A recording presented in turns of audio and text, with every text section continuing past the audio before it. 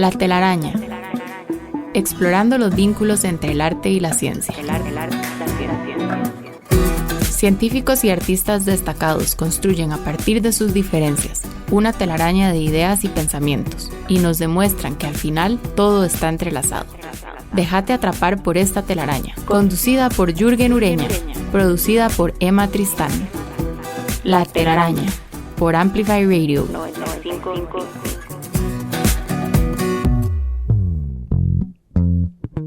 Buenos días, les doy la bienvenida a un episodio más de La Telaraña, el programa de conversaciones entre científicos y artistas que se emite todos los lunes a las 7 de la mañana en el 95.5 FM de Amplify Radio. Soy Jürgen Ureña. El episodio de hoy está dedicado a conversar sobre el suicidio. Según la Organización Mundial de la Salud, cada año 726,000 personas se quitan la vida y muchas más intentan acabar con ella. En Costa Rica, según datos del Ministerio de Salud, del año 2018 al 2022 se contabilizaron 1.984 fallecimientos por suicidio y solo en el año 2023 se registraron 3.959 intentos de suicidio. Sociólogos, filósofos, teólogos, psicólogos han reflexionado acerca de este fenómeno a lo largo de los siglos y han desarrollado modelos teóricos y protocolos para la comprensión y para la atención de situaciones en las que una persona amenaza con poner fin a su vida. Sin embargo, el suicidio sigue siendo una pregunta, un problema y un tabú. El filósofo romano Séneca, la reina de Egipto Cleopatra, la escritora Virginia Woolf y el escritor Ernest Hemingway, el ídolo del grunge Kurt Cobain o el actor estadounidense Robin Williams, representan, entre muchos casos, una serie de preguntas a cada uno de nosotros y a nuestra sociedad porque todos ellos cometieron suicidio. Así que para conversar sobre este tema, sobre las determinaciones y el abordaje desde las ciencias y las artes que podemos hacer sobre el suicidio, tenemos el gusto de contar esta mañana con la presencia del médico Marco Bosa y el dramaturgo Brian Vindas. Muchas gracias Marco, muchas gracias Brian por estar con nosotros esta mañana. Muy buenos días Jürgen, buenos días Brian. Hola, buenos días, para mí es un placer y estoy muy feliz de estar acá con grandes profesionales como ustedes, estoy muy feliz, gracias. Muchas gracias. La felicidad es mutua, Brian, de veras que sí. Nos alegra mucho. Puede sonar paradójico, pero de veras nos alegra mucho poder conversar sobre un tema como el suicidio con ustedes dos. A Marco, pues ya lo conocemos bien por acá. Ha estado en varias telarañas con nosotros. Y conocerte hoy es de veras un placer y una alegría. Gracias. Voy a comenzar con las presentaciones, como es habitual. Voy a presentar a Marco Bosa, comentándoles que es graduado de Medicina de la Universidad de Costa Rica y realizó pasantías médicas en Osaka, Japón y en Texas, Estados Unidos. Y en diferentes ocasiones ha representado a Costa Rica en grupos de trabajo de la Organización Panamericana de la Salud y de la Organización Mundial de la Salud. Marco Bosa trabajó como médico internista, intensivista, salubrista público y bioeticista en varios hospitales de la Caja Costarricense del Seguro Social durante más de 34 años y en la actualidad trabaja en su consultorio privado y además es telaraño fundador, podemos decir, honorífico. ¡Qué maravilla! ¿No? Bueno, ¿ves? Es como aparecen los títulos así. Aparecen títulos. De manera espontánea. ¡Qué belleza! Telaraño fundador y honorífico, imagínate. Muchísimas gracias. Nada menos. Brian Vindas es licenciado en Artes Dramáticas de la Universidad de Costa Rica y cuenta con una maestría de Artes y Diseño en la Universidad Nacional Autónoma de México. Entre otros galardones, ha recibido el Premio Nacional de Costa Rica Aquileo J. Echeverría en 3 ocasiones.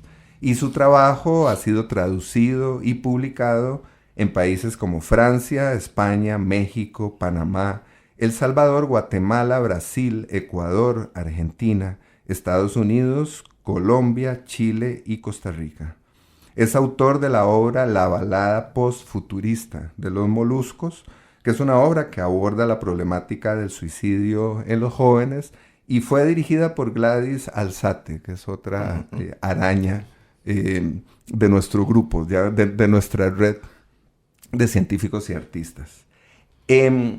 Hablemos de manera general sobre el suicidio y sobre la prohibición que ha existido durante muchísimo tiempo sobre el suicidio. Incluso podríamos decir que esa prohibición es más antigua que el cristianismo, que aparece, por ejemplo, en los diálogos de Platón, en los que se afirma que los seres humanos estamos en una especie de prisión y que no debe uno liberarse a sí mismo ni escapar de esa prisión, y que los dioses, y estoy aquí citando, son los que cuidan de nosotros y que nosotros los humanos somos una posesión de los dioses. Y cierro comillas. Esta cita me parece interesante para abrir la conversación. ¿Qué piensan?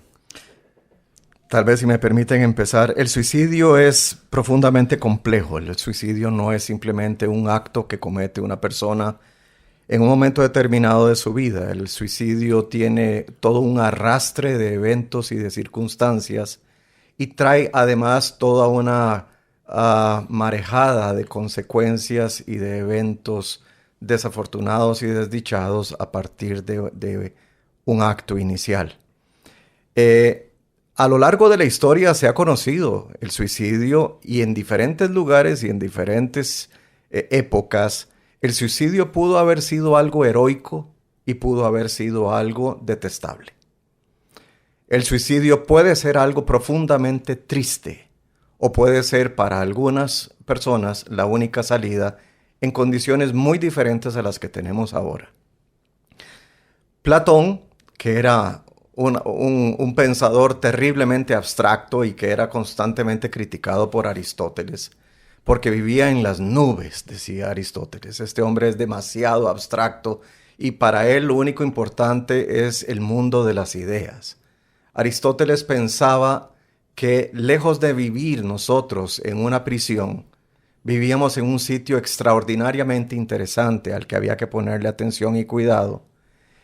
Pero, al igual que Platón, también criticaba el suicidio porque decía que la vida consiste en relacionarse con los demás y que la sociedad o el Estado es la culminación de la realidad humana. Suicidarse es renunciar a pertenecer a esto y por lo tanto para Aristóteles el suicida era un traidor, un desertor. Sin embargo, tendríamos que tener en cuenta que el maestro de ambos, Sócrates, aceptó voluntariamente el suicidio a partir de una condena que le lanza un grupo de personas que habían dicho que él lo que estaba haciendo era corromper a la juventud.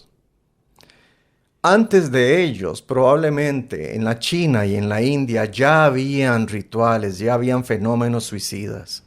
Incluso en la India, antes del cristianismo, no era del todo incomún que una mujer, habiendo perdido a su marido, se inmolara en la pira fúnebre como parte de su demostración social del amor que le profesaba a aquel hombre. En este caso, entonces, el suicidio, sí, triste, pero además esperado, con una justificación muy clara, el amor. Pasa el tiempo y los romanos llegan a establecer todo un imperio y para los romanos el suicidio representaba un problema porque el suicidio no le permitía al gobierno cobrar algunas deudas que tenían diferentes personas y por lo tanto se veía al suicida como un escapista y solo permitía 3 instancias para un suicidio justo o justificable. Era el tedio de la vida, número 1. 2, deterioro y pérdida corporal insufrible. 3, deudas impagables. Estas causas todavía en el siglo XX, en el siglo XXI se están observando. Pero lo que tenemos que tener claro, creo yo, y con esto quisiera cerrar mi idea inicial, es que el suicidio no es simplemente el acto de una persona, sino que es un fenómeno social que tiene consecuencias que superan al individuo y que pueden trascender en el tiempo durante mucho, mucho, mucho. Así que con esa idea quisiera que nos quedáramos con nuestra discusión y seguimos, pues, Brian. Sí, bueno, me parece súper importante todo este trayecto histórico que hace el doctor y que me parece muy interesante. Y también escuchando ahorita a Jürgen y al doctor, creo que también tiene una noción de fracaso. Existe esta prohibición, existe este tabú, porque se asume o tiene esta noción de que un individuo que se suicida es un fracaso para la sociedad. Es una sociedad que no pudo sostenerlo, darle esa felicidad, ese estado que está obligado al bienestar social, y también genera una vergüenza. Esta persona no encajó en estos espacios. Y es tremendamente triste y doloroso, justamente por lo que dice el doctor Bosa, sobre abordar estos espacios, de no tipificarlo, no volverlo un elemento como una acción simplemente, sino que tiene un montón, un antes, un después, un durante, y es un espacio de ritual también. Vamos a Dante en el séptimo círculo del infierno, ¿verdad? Donde también los suicidas se transforman en ramas, son los únicos que no pueden cruzar luego por sus propios cuerpos y sus propios pies caminando, sino que son ramas, son árboles que han decidido esta opción. Al final creo que es un tema profundamente social, es un tema doloroso, es un tema muy humano, y creo que además en este espacio contemporáneo de la vida el fracaso es muy, muy cuestionado.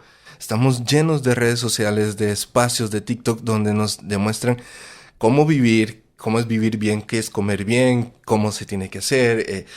Adolescentes con 18, 19 años, TikTokers, YouTubers que viajan al mundo, y esos espacios aspiracionales ocultan realmente lo otro del ser humano, que es el dolor, las cicatrices, el fracaso, el vivir. Y a mí me encanta el concepto del fracaso porque yo fracaso mucho, me encanta, yo lo adoro, pero realmente la sociedad no sé si genera ese apoyo, si genera ese espacio para contemplar el fracaso dentro de este espacio contemporáneo.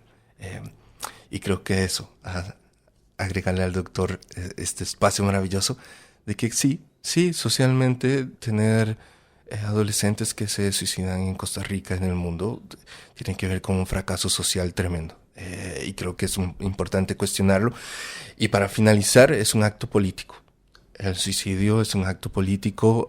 Abel Azcona, que ahorita estuvo en el Centro Cultural de España generando proyectos, es un acto político. Y decidir sobre mi vida cuándo es un gran tema.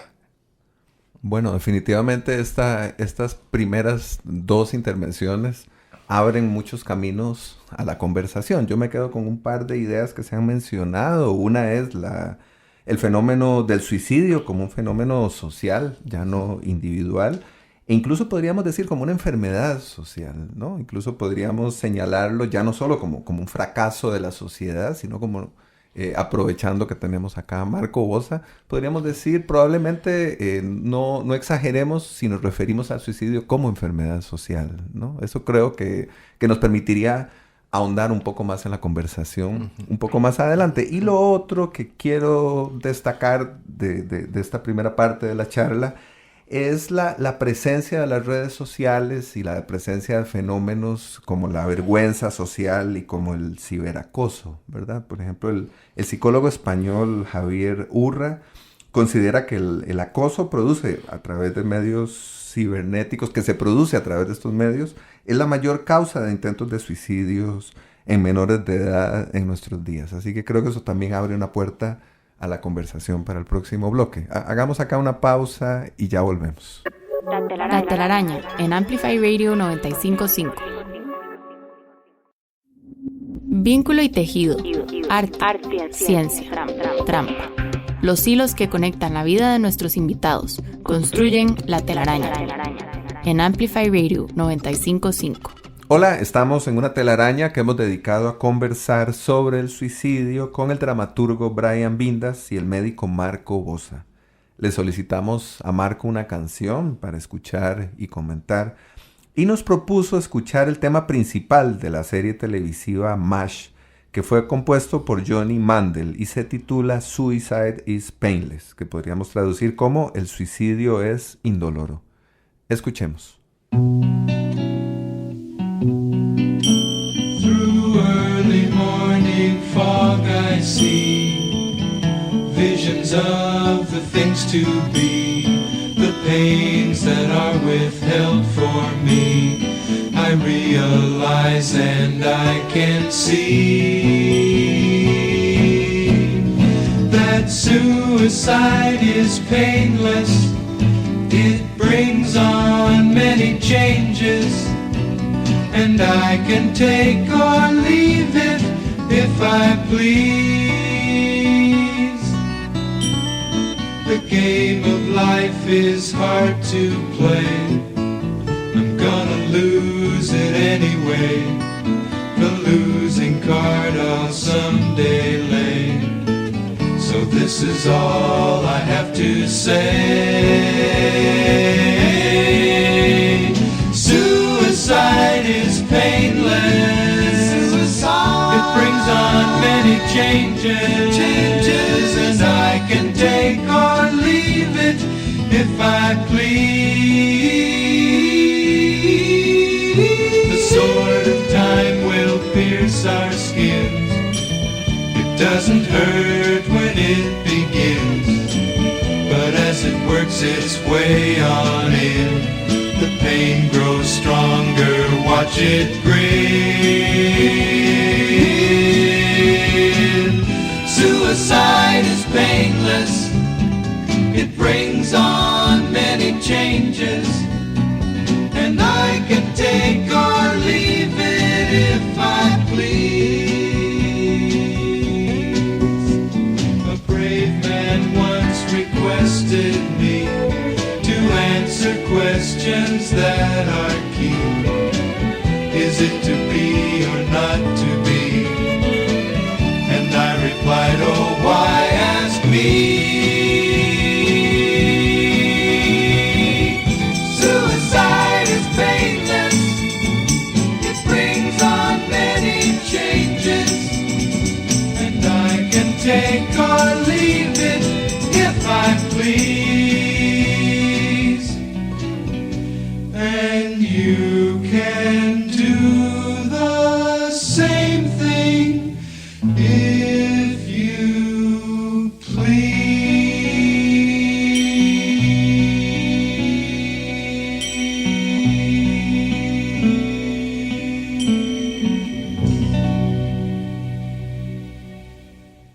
Acabamos de escuchar Suicide is Painless de Johnny Mandel.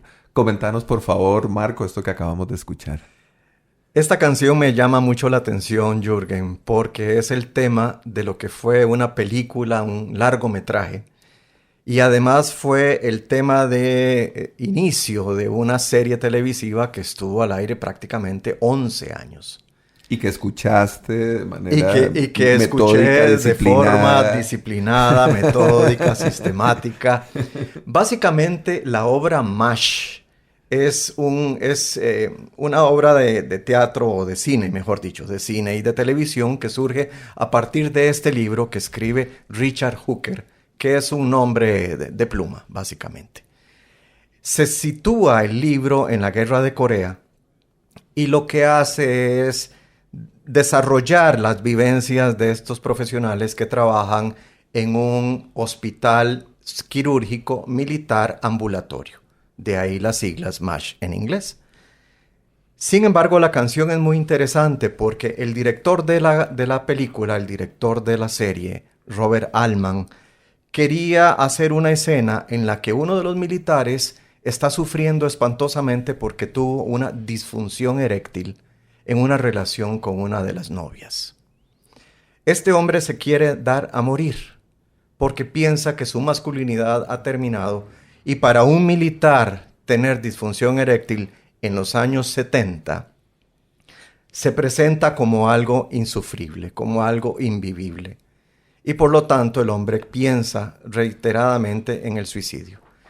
Robert Altman dice, a mí me encantaría tener una canción que se pueda utilizar en esta escena que recreaba la última cena de una manera muy poco respetuosa.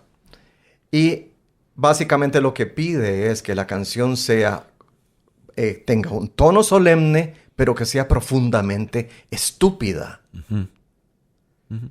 La canción es escrita, la música, la parte musical es escrita por Johnny Mandel, que había sido premiado anteriormente por su música de la película The Sandpiper con el famoso dúo Elizabeth Taylor y Richard Burton, en donde se produce esta canción que se llama La sombra de tu sonrisa, que mereció muchísimos premios. Entonces Robert Altman convoca a este compositor premiado y le dice, mira, haceme por favor una canción que sea apropiada para esta obra que estoy presentando. Lo hace y lo hace con gran éxito, pero entonces está el problema de la letra. Robert Altman piensa que él puede escribir la letra y no lo logra. Y entonces dice, voy a dársela a mi hijo adolescente, con quien estoy un poco a disgusto y a que considero un poquito estúpido. El chiquillo de 14 años escribe en 5 minutos una letra que habla de la futilidad de la vida, de cómo uno tiene la posibilidad de quedarse o de irse, de cómo a pesar de todo la vida nos va a ganar la partida y de cómo el suicidio podría ser interpretado como algo que no duele. Si lo hubiera escrito un cínico, si lo hubiera escrito un adulto, si lo hubiera escrito una persona acostumbrado al sarcasmo, para mí no hubiera sido mayormente impactante. Pero en este caso fue un chico de 14 años el que escribe que el suicidio no duele. El papá lo interpretó como algo tremendamente simpático porque realmente tenía el grado de estupidez que él quería. Y la canción fue puesta en la serie, pero no en la película. La cuestión es que la película, al fin de cuentas, alaba, o más bien explora, alaba el trabajo de los militares, pero en un ambiente de muerte. Podríamos decir que la película resultó ser una canción a la muerte, pero la serie, siendo una serie cómica, más bien explora la vida desde una perspectiva cómica, bonita, atractiva y que vale la pena.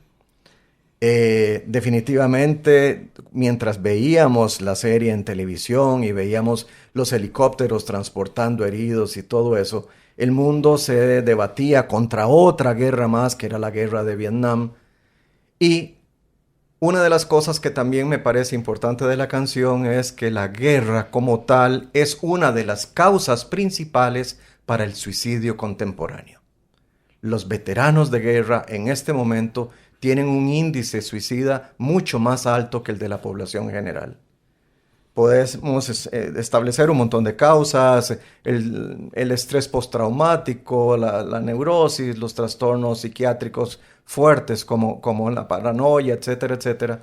Pero al fin de cuentas, la guerra, que era un ámbito heroico, en la que muchos se suicidaron como parte del heroísmo propio, en este momento está diezmando un sector de la sociedad en muchos países, no solamente al norte, que es donde más guerras estamos teniendo. Sí, y por ello me parece que, pues como que la canción resuelve o resume todo esto, pone sobre el tapete un montón de experiencias humanas que conducen dolorosamente al suicidio. De esto que comentás, Marco, me llaman particularmente la atención un par de puntos. Uno tiene que ver con la posibilidad de reírnos o de hacer humor alrededor del suicidio, algo que definitivamente es difícil y es inusual, no lo hacemos con mucha frecuencia, todo lo contrario, ¿verdad? Casi siempre el suicidio está teñido por un manto solemne, por un gran pesimismo, por la idea del fracaso que ya mencionaba Brian, ¿verdad? Y por otro lado, hay algo también que me parece importante para tirar de ese hilo. Cuando hablas del suicidio visto por un joven, y eso además me conecta con la obra de Brian, de la balada postfuturista de los Moluscos, que como decíamos al principio, es una obra que aborda la problemática del suicidio en los jóvenes, ¿no? Sí, creo que sería interesante, Brian, que nos contaras un poco sobre el contexto de esta obra. ¿Cómo llegaste ahí y cómo fue ese proceso? Claro. Bueno, además de lo que de lo que vos decís, hay un par de nociones que están sumamente hermosas y que también transitan por este espacio que es la virilidad, ese hombre, ¿no? Que tiene que estar ahí presente, o esas aspiraciones. Y bueno, la obra es tremendamente dolorosa porque mi historia con el suicidio comienza desde muy pequeño. En la escuela recuerdo que veníamos de la escuela y donde cruzamos nos dijeron, mira, hay un muerto atrás de la casa. Entonces, no sé por qué, pero salí corriendo con unos amigos y a través de una pequeña abertura de como bloques de cemento, vi a la persona que nadie más podía llegar tan alto, pero yo vi a la persona y su trabajo físico, ¿no? Su composición luego de haberse suicidado, generaron muchísimas preguntas, generaron muchísimas cosas. Luego, claro, con mi figura paterna, que mi padre, que le escribía a todo el mundo, que esto es una parte de lo que podemos reírnos le escribía a todos mis primos y a todos: me voy a suicidar, hasta luego, cuídense mucho. Llegaba la policía para ver qué estaba pasando y él decía, no, yo estoy bien, no ha pasado nada. Hasta que cuando estoy estudiando en México, recibo una llamada de una de mis primas que un primo mío se había suicidado. Había agarrado un arma y se había disparado.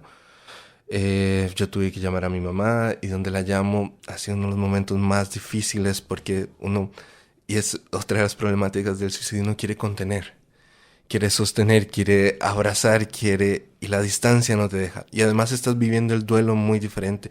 Mi primo era un ser humano que, creo que esto también es muy, muy normal, tenía cicatrices que no habían sanado a nivel de su biografía, de su vida,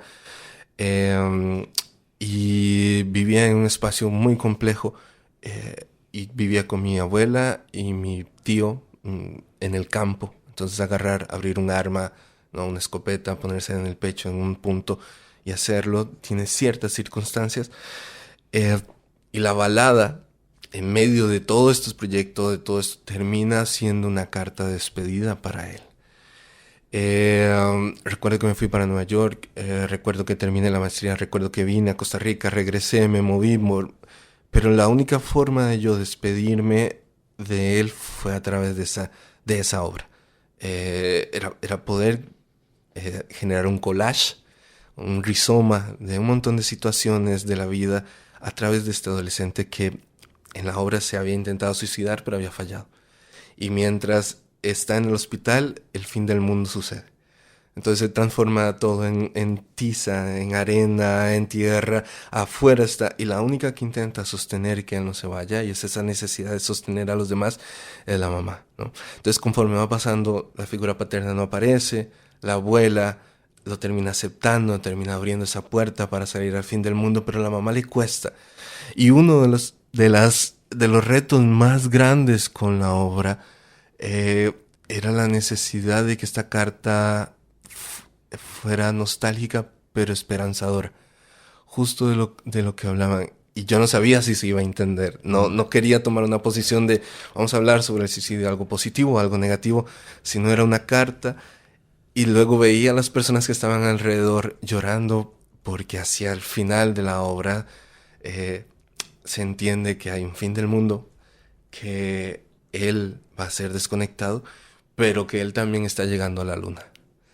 Entonces, todos estos tres planos se logran converger para que la gente pueda llorar en esa última escena, saber que él se está despidiendo, pero también que está llegando a otro lugar, a la luna, donde él quería estar. Y además Gladys hace un trabajo maravilloso en la plástica y en todo, donde vemos cruzar un astronauta real en el escenario, y te da esta nostalgia, este dolor, que es un poco de lo que hablaba también el doctor, ¿no? Sobre la esperanza del suicidio, sobre qué es lo que viene después, sobre todos estos rituales, y sobre eso terminó siendo como una carta a los moluscos. Y hay algo muy importante también sobre la fragilidad del ser. Los griegos nos ponen en esta competencia, ¿no? Todos somos Hércules, que hay que llevar 7 pruebas, o todos hemos sido Hércules, o ya hemos hecho mucho las pruebas, pero se nos olvida de esta virilidad, de estos seres que son más sensibles, de estos seres que en la guerra pierden un brazo, pierden y quedan rezagados, Y en la vida, en estos espacios, son seres emocionales que son más sensibles, que sus cicatrices no sanan y que lo contemporáneo nos obliga a producir, pero estos seres, como mi primo, como muchas personas que he conocido, necesitan otros tiempos, necesitan otros espacios, y estas cicatrices crecen, se transforman, se vuelven una enfermedad, se vuelven una infección que termina abordándote y que no tienes la posibilidad de ver un futuro. Y creo que eso es uno de los elementos más complicados, la no posibilidad de ver un futuro. Y si lo comparas de nuevo con las redes sociales, con estas aspiraciones de adolescentes, es durísimo, es muy complicado.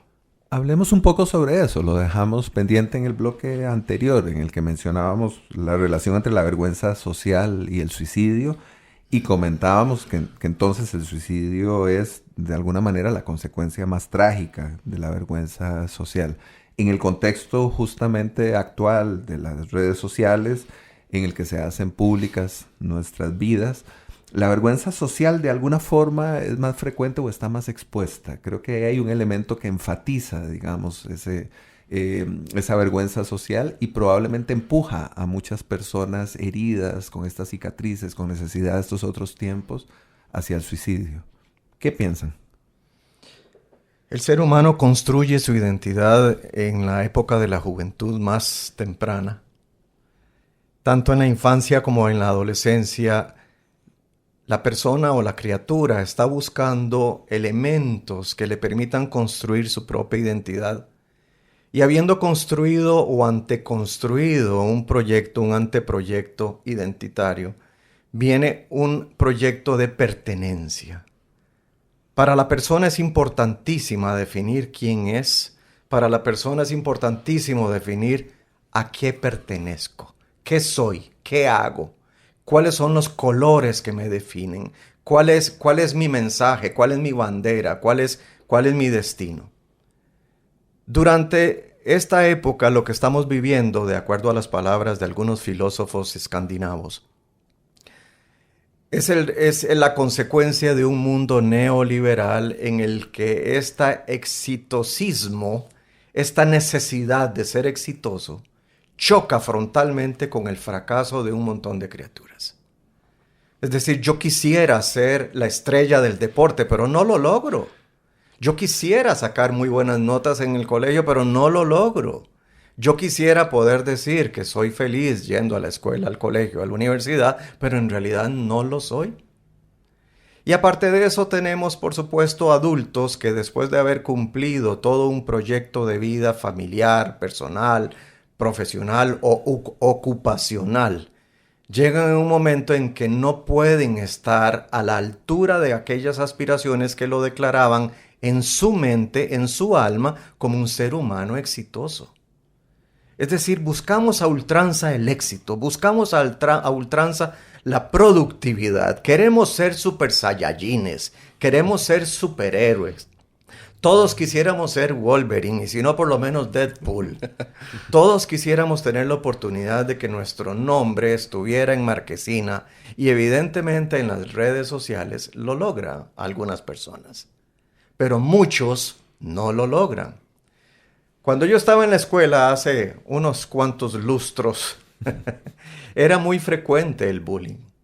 Y se basaba en cualquier característica física que pudiera tener la persona. Entonces, por su gordura, por el hecho de usar lentes, por el hecho de ser un poco más lento en el aprendizaje, por tener los dientes muy prominentes. O sea, siempre había una causa de escarnio, siempre había una causa de crítica, pero no había tanto rechazo. Porque al final de cuentas, a la hora que sonaba la campana, todos queríamos jugar fútbol, y el gordo, y el dentón, y el cabezón eran necesarios porque eran el portero, el defensa y el delantero. Entonces, una cosa era el joder a la gente, perdón por el latinismo, y otra cosa era simplemente integrarse. En este momento tenemos una situación muy diferente, porque no solamente hay crítica por características de la vida de la persona, sino que también hay rechazo. Es decir, vos no podés pertenecer a nuestro grupo porque vos no sos cool. Vos no sos una persona que nosotros nos sintamos felices teniendo al lado. Más bien vos sos un bajonazo. O sea, andar con vos es un súper algo terrible, o sea, mae, súper mala nota, o sea, mae, jale de aquí, weón. Perdón por el latín. El asunto está en que las redes sociales se han convertido en un medio de comunicación impresionantemente eficaz para transmitir lo bueno y eficaz para transmitir lo malo. Vos podés entender las redes sociales como una de las más maravillosas bibliotecas del mundo de fuentes de conocimiento, de habilidades, de capacidades, de arte, de cultura, de un montón de cosas, o lo podés entender como el infierno mismo. Hay uno de estos elementos que mencionó el doctor que me parecen muy interesantes y que tienen que ver también vincularlo con la medicina y el cuerpo. Hace unos meses tuve un absceso en donde tenía que curarme. Y lo que provoca esto, las redes sociales y este espacio, por ejemplo, es que yo el absceso me lo curo en mi parte íntima. En mi espacio, en mi casa, saco el pus, lo cuido, me pongo toda la crema, me da vergüenza, pero yo me lo estoy cuidando, después amanece de una forma, ¿no? Y con las redes sociales y en los espacios así, las cicatrices están expuestas. Lo íntimo y lo público se pierde. Entonces, claro, antes yo iba al colegio, habían, no sé, conflictos, pero regresaba a mi casa y era ese soporte, ese espacio que podía haber situaciones y claro, uno podía, pero ahí terminaba. Podía encender la televisión, ver los Caballeros del Zodiaco, comer, tomar café, dormir. Ahora parece que lo íntimo está constantemente expuesto. Entonces yo sufro bullying, llego a mi casa y veo que hicieron un grupo donde me están haciendo bullying. Veo que hicieron en redes sociales estos espacios de los colegios que se han vuelto muy violentos donde se burlan de los demás. Entonces no hay un descanso realmente social, no hay un público y un íntimo. Tu espacio está constantemente expuesto y eso es muy difícil de manejar, incluso para adultos, ahora para adolescentes es tremendamente fuerte. Y pensar en ese espacio donde uno puede sanar, donde uno puede curarse, de que nadie vea las heridas, de que ese espacio está ahí seguro. Y luego lo aspiracional, uno de los relatos de mi prima era que tenía esta concepción de querer ser como Keylor Navas. Entonces quería ser portero y pero la construcción de esos pasos no eran realistas. Pero podía abrir las redes sociales y ver a Keylor y él tenía esta noción y podía tomar ciertas circunstancias, pero esa realidad se pierde. Esos parámetros reales de lo que chocamos, de lo que convivimos, de los que construimos, realmente se empiezan a diluir. Claro, justamente hay una disolución de los límites de la realidad. Claro. Ese Keylor Navas que aparece en su teléfono, en sus redes sociales, claro, está muy cerca y a la vez muy lejos. Claro, ¿no? claro. Es inaccesible, claro, definitivamente en la realidad. Claro. Pero también yo podría hacer eso porque yo también soy de Pérez Celedón, etcétera, ¿no? Exactamente. Y lo que decía también el doctor sobre el poder. No, hay que ser muy concretos. Las redes sociales tienen un poder. Y es difícil, es diferente ejercer un poder sobre el orejón, sobre la persona que tenía sobrepeso, que era el portero. Ahora realmente ejercer un poder y terminar destruyendo a un ser humano. Hasta, no sé, los videos que vimos donde un muchacho golpeaba y se sentaba sobre una colegiala y no sentía ningún remordimiento y estaba grabado. Entonces, el poder que está ahí también es importante de valorar. Muy bien. Quedémonos con esa idea, hagamos una pausa y ya venimos a nuestro próximo bloque de programa. La telaraña en Amplify Radio. La telaraña.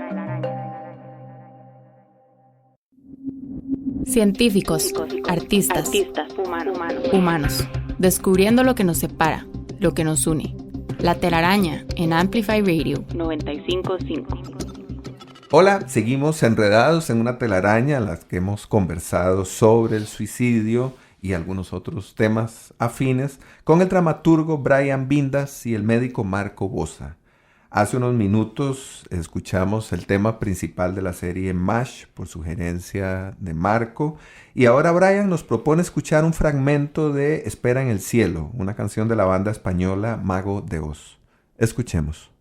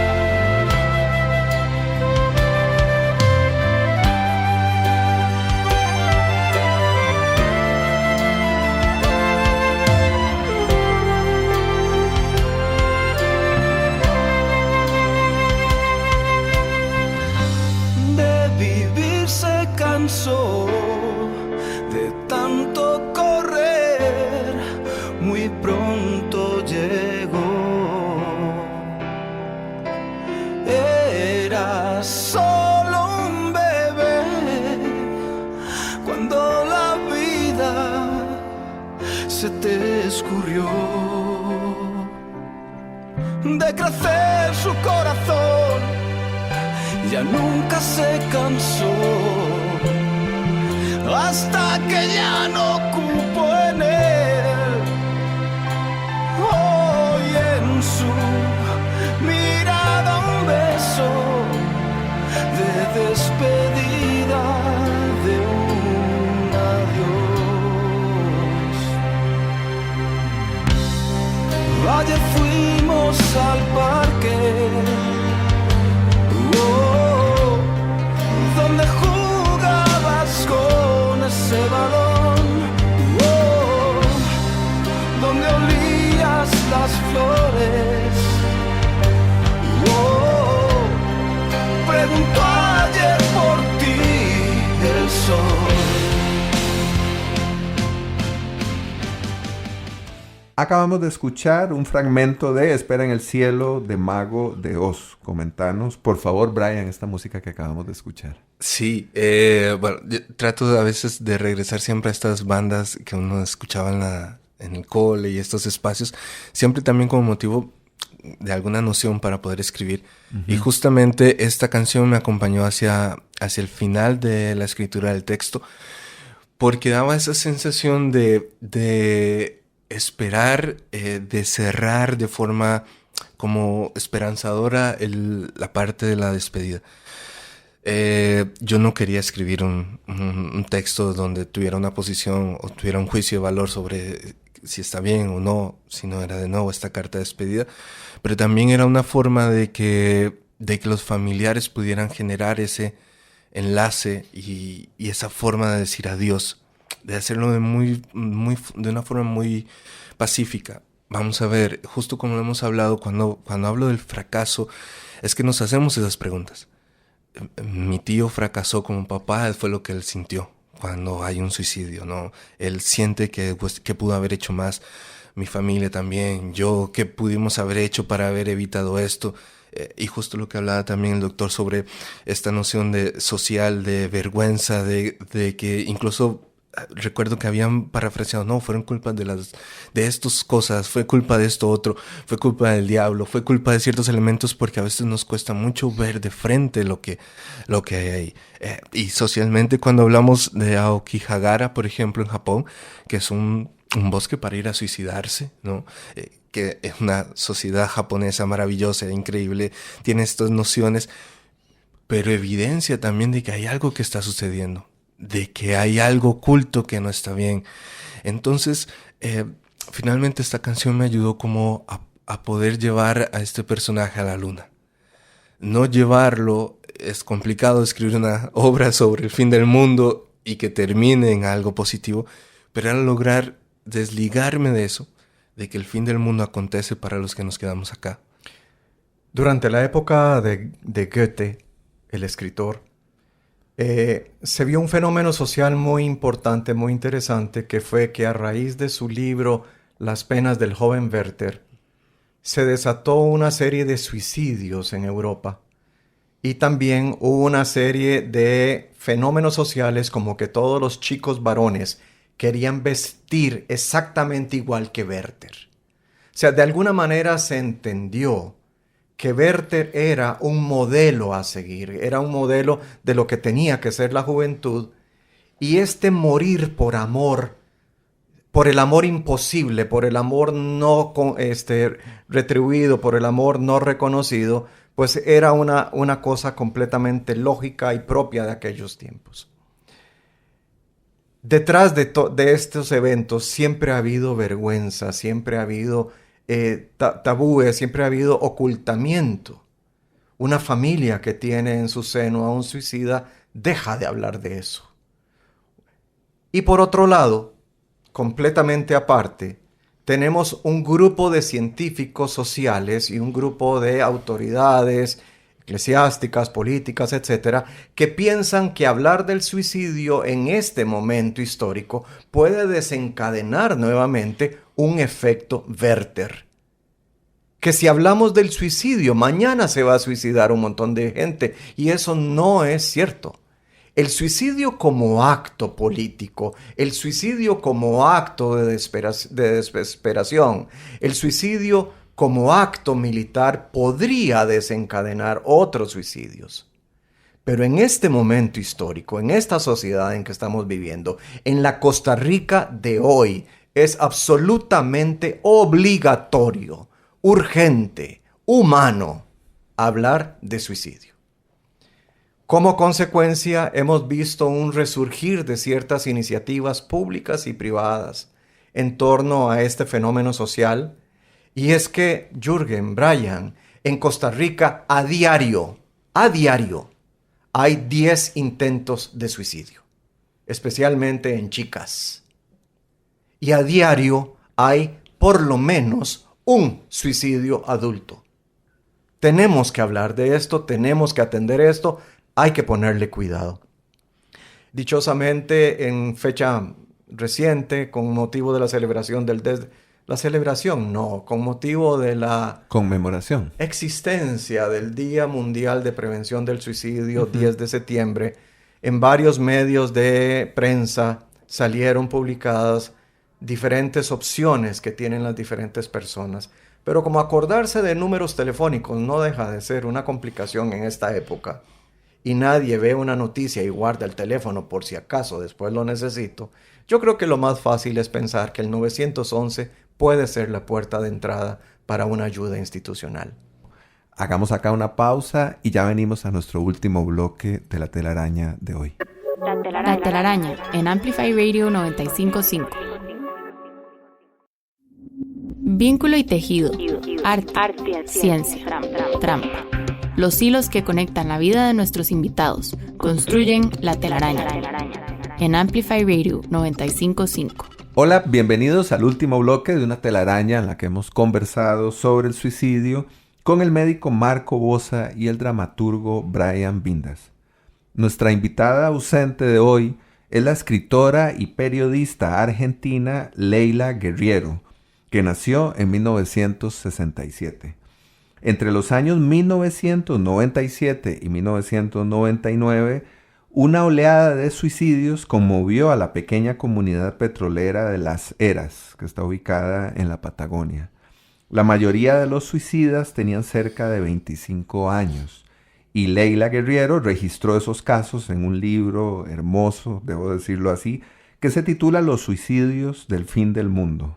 Y de ese libro me gustaría extraer un pasaje que dice: hicieron un despliegue ineficiente y muy político de toda la situación, y la gente se quedó sin ayuda. Nos llamaron para que fuéramos a implementar la línea, pero querían que por teléfono les diéramos una suerte de manual. Ni siquiera llegamos a ir. En la Patagonia, la agresión natural del paisaje y la soledad histórica aumentan la posibilidad de malestar, generando este tipo de salidas. Esto se repite en otros pueblos con falta de arraigo, falta de calidad en las relaciones. Y ahí termina la cita. ¿Qué les gustaría comentar?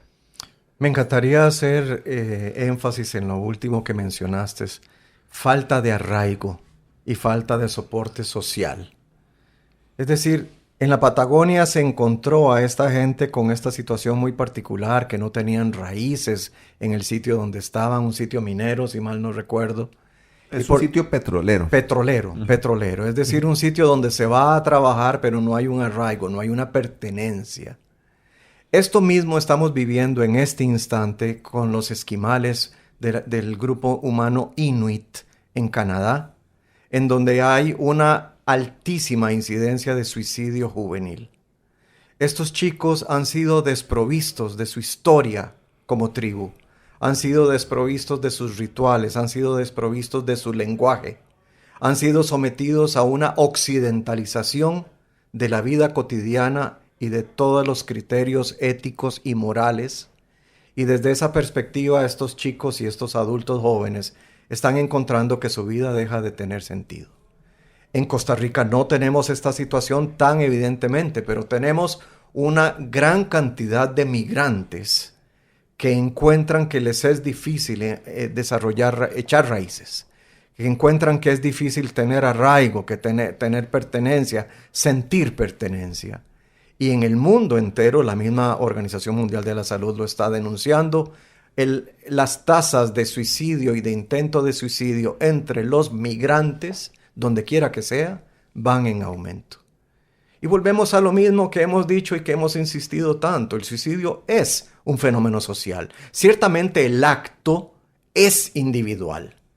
Y estoy totalmente de acuerdo con Brian. Es el fracaso de un grupo social, llámese casa, llámese familia, llámese escuela, llámese colegio, llámese sociedad, barrio, comuna, lo que sea, para identificar la pertenencia, los elementos que sacan a algunos individuos del entorno, haciéndoles desear desaparecer. Anthony Artaud trabaja con un texto maravilloso que es Van Gogh, el suicidado por la sociedad. Es un texto muy fuerte. Ahorita me acaba de recordar esas nociones el doctor sobre esa concepción del fracaso y esa posibilidad de aislar al ser humano. Y Van Gogh fue un genio aislado, en donde el castigo era entonces, bueno, llevémoslo a estos espacios psiquiátricos y estos, ¿no? ¿Cómo abordar estos lugares? Y dentro de esta gran globalización empieza a surgir esta necesidad, dice Byung-Chul Han, sobre que todos somos iguales, ¿no? Entonces, todo sirve para todos. Y eso no es real. Y en la Patagonia no sirve lo que sirve en otros espacios. Las estrategias, las metodologías, la forma de abordar al ser humano, no el humanismo, no es lo mismo. Entonces, claramente, si pensamos en este libro de Loa a la Tierra, este jardín, necesitamos de otros para florecer. Necesitamos de ese espacio para poder crecer, de ese espacio. Cada flor es diferente, cada flor tiene sus particularidades, cada flor está acompañada. Y sin esa posibilidad de arraigo, sin esa posibilidad de pertenencia de redes, es muy complejo. Justo ahora estuve con ACNUR en la parte donde cruzan la frontera las personas migrantes y es muy doloroso, es muy complejo ese transitar, ese espacio transcultural. Y en los proyectos que tenemos de mediación cultural y etcétera, las bibliotecas se han transformado en un espacio donde pueden encontrar ese espacio de arraigo, donde se sienten parte, donde se sienten que están entrando a un lugar, sienten que son profesionales, sienten que encuentran una comunidad. Entonces, justo eso, comunidad. Cómo nosotros construimos y también nos responsabilizamos de construir esa comunidad que necesitamos, de esas redes, de esos espacios, de esos arraigos, pero ese espacio de comunidad, de que sé que cuento con un profesional interdisciplinar en salud, que cuento con alguien de audiovisuales, que cuento con otra persona que puede nutrir ciertos elementos, porque el ser humano es transdisciplinar, es interdisciplinar, y eso es fundamental, el saber las necesidades que tenemos y empezar a crecer como comunidad. Lo decía el doctor ahora, justo antes de comenzar, las responsabilidades, ¿no? Empezaban a hablar sobre la neurociencia, sobre la genética, y yo me preguntaba, ¿y el arte? ¿Cuál es nuestra responsabilidad? No solamente vamos a decir, claro, el suicidio tiene que ocurrir o las enfermedades del Parkinson, de eso les corresponde a ellos y nosotros estéticamente trabajamos. No, ¿cuál es nuestra implicación social del arte en estos espacios? Y claro que el arte social, político, estético y todos esos elementos. Y por ejemplo, Abel Azcona, que ahorita lo vuelvo a retomar, él dijo, después de cierto performance es la fecha de mi muerte. Y él ya lo apuntó, ya lo tiene, y solamente esa declaración ya nos hace cuestionarnos un montón de elementos sobre el suicidio. Más allá de que lo vaya a hacer, no lo vaya a hacer, de que sea performance, ficción, autoficción, ya esa declaración nos hace cuestionarnos muchos elementos. A mí esto que mencionas me hace pensar sin duda en el papel de los artistas y en nuestro tercer tema musical, en el que un grupo británico, The Police, en los años 70, publica una pieza titulada Can't Stand Losing You, ¿verdad? Que podríamos traducir como No Puedo Perderte, que se relaciona directamente con el tema del suicidio adolescente, pero lo hace además con un cierto humor y pone o ubica en la portada del sencillo de este tema musical una imagen que hace referencia al suicidio y que debe ser retirada, ¿no? Eso también nos hace hablar sobre no solamente la participación de los artistas en relación con este tema, sino sobre la presencia del tabú en muchísimos ámbitos sociales. Les propongo que escuchemos la canción y venimos un poco a comentarla o a cerrar nuestro programa de hoy.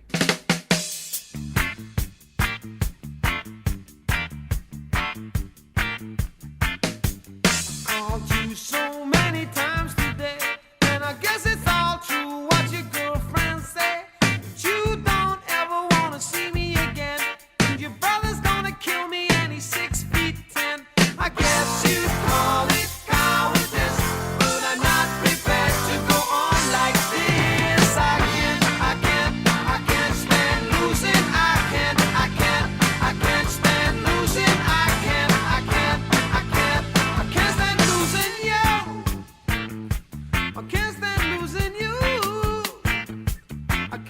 stand losing you. I can't stand losing you. I see you sent my letters back and my LP records and they're all scratched. I can't see the point in another day when nobody listens to a word I say. You can call it lack of confidence, but to carry on living doesn't make no sense. I can't stand losing. I can't stand losing. I can't stand losing. I can't stand losing. I can't stand losing. I can't stand losing.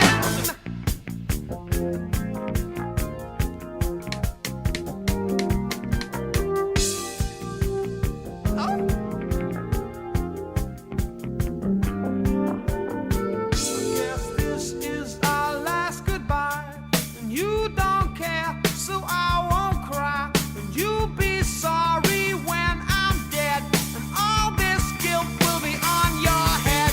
I guess you'd call it suicide, but I'm too full to swallow my pride. I can't stand losing. I can't stand losing. I can't stand losing. I can't stand losing. I can't stand losing. I can't stand losing. I can't stand losing. I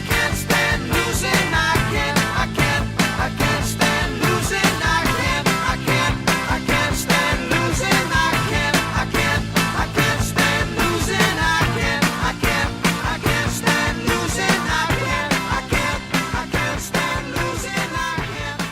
I can't stand losing.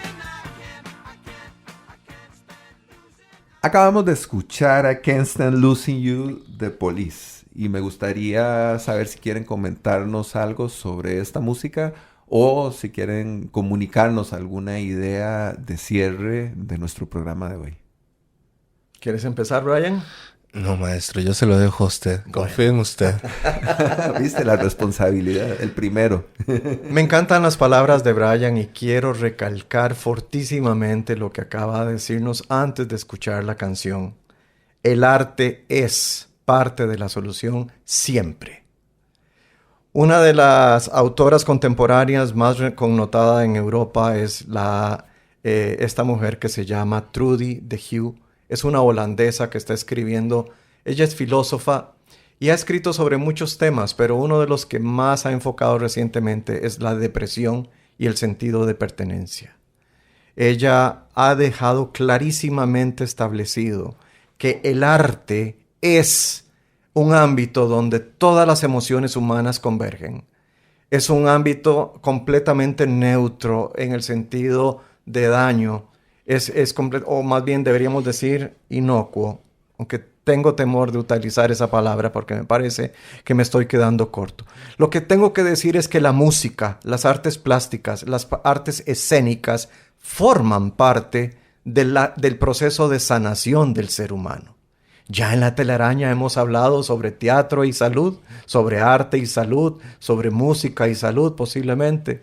Y tenemos que seguir haciéndolo. Brian tiene toda la razón cuando establece que en el arte y no solo en la ciencia está parte de la solución para la existencia del ser humano. Desde esa perspectiva, entonces, quisiera decir como última participación mía que el suicidio es una realidad contemporánea, que el intento de suicidio refleja la tristeza de muchas personas que no quieren morir, que lo que quieren es dejar de tener dolor. Y desde esa perspectiva, es la sociedad la que tiene la responsabilidad de ponerse a tratar este asunto, de tomar cartas en el asunto. No son solo los médicos o los psicólogos, somos todos, porque todos estamos en esto. Vamos juntos, nos hundimos o flotamos. Oh, yo no sé qué pueda decir después de estas frases y este maravilloso texto del maestro Bosa.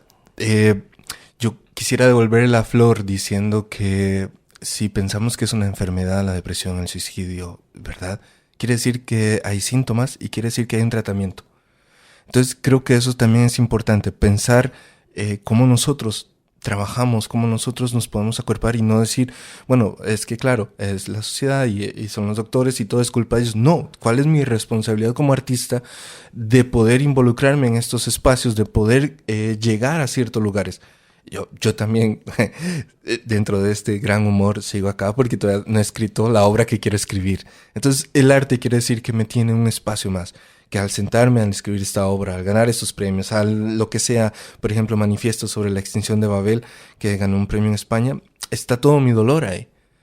Y podemos decir lo que son, no sé, 60 páginas que cambié por 60 años de vida. Entonces pensar en ese tratamiento, pensar en esa posibilidad de que sí hay un tratamiento, de que sí nos involucramos socialmente, de que sí hay una necesidad, de que existe, como lo dice el maestro, de que De Poli lo puso ahí, de que en los puentes están, de que en todos esos elementos están. Entonces si es la pregunta, ¿cómo podemos involucrarnos nosotras y nosotros? Y que también es nuestra responsabilidad. Y también creo que dentro de este paradigma social que estamos viviendo en la Costa Rica del 2024, nos falta acuerparnos y nos falta concientizar cuál es nuestra responsabilidad ante todo lo que está sucediendo. No solamente verlo a través de una pantalla y ya subo la pantalla y pasó otra cosa. Ok, muertos, la pasé. Ok, pasó este arresto, lo pasé, pasó esto. No, ¿cuál es mi responsabilidad y qué puedo hacer yo? ¿Y qué puedo hacer yo por el otro y la otra persona? Y creo que el arte ahí, en la forma interdisciplinar, con la medicina, con la ciencia, con todo eso, podemos y tenemos una voz que tenemos que planteárnosla. Agradecer muchísimo este espacio. Yo, lo he dicho y lo voy a decir, soy fan de este lugar, de esta red, de estas arañas. Y para mí es un honor el poder estar acá, el poder revivir ciertas cosas, el ver mis cicatrices sanar, ver mi absceso sanar, ver otras cicatrices sanar y también escuchar a grandes profesionales como el doctor y plantearme otras cosas que traía y decir, oh, un momento, sí, claro, el derecho de la vida, ciertos elementos, y creo que eso es hermoso. Agradecerte a vos, Jürgen, por todo lo que hace, la producción, todo el trabajo, el tecito, todo. Creo que se trata de esto, como de sentarse a conversar, a dialogar y a poner preguntas, y eso es muy hermoso, sembrar semillas, eso es muy hermoso. Gracias. Muchas gracias, Brian, por tus palabras generosas. Gracias, Marco, por supuesto también, por tu presencia una vez más, por acompañarnos y ayudar a tejer una vez más esta red. Gracias también a Daniel Ortuño, que nos acompaña en la cabina de grabación, y a Fabián Coto, que nos ha ayudado muchísimo a preparar este programa, a darle forma. Gracias a Emma Tristán, la productora de La Telaraña. Y a quienes se suman a esta red, a quienes también tejen la telaraña porque escuchan el programa, porque lo comparten, porque de alguna manera participan de este diálogo que supone la telaraña. Soy Jürgen Ureña, les agradezco por sintonizarnos, les agradezco por enredarse en nuestras redes, les deseo un buen día, gracias y hasta pronto.